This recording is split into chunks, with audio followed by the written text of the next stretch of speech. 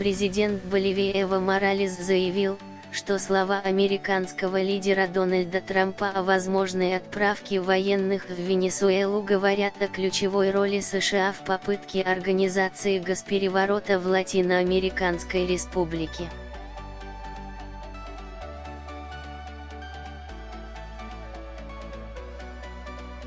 Трамп ранее в воскресенье подтвердил в интервью телеканалу CBS, что рассматривает отправку военных в Венесуэлу в качестве одного из вариантов.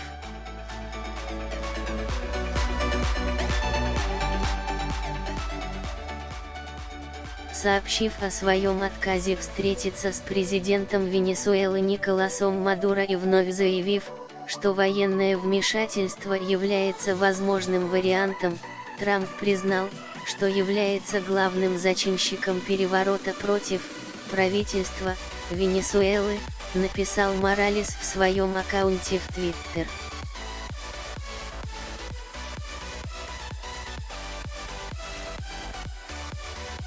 Президент Боливии подчеркнул, что свободные народы и правительство требуют проведения диалога во имя мира в Венесуэле.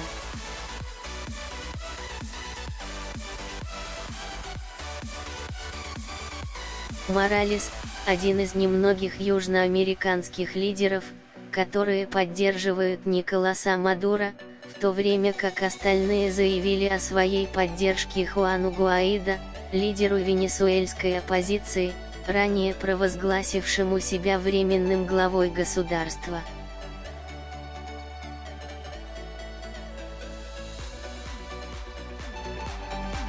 Боливия примет участие в намеченном на 7 февраля первом заседании контактной группы по Венесуэле в Монтевидео.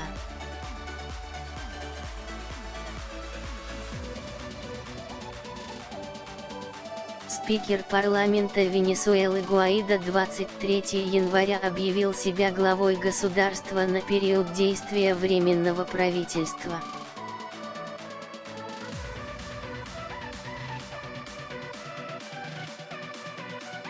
США и ряд других стран заявили о признании Гуаидо и потребовали от венесуэльского президента Николаса Мадуро, избрание которого они не считают законным, не допустить силовых действий против оппозиции.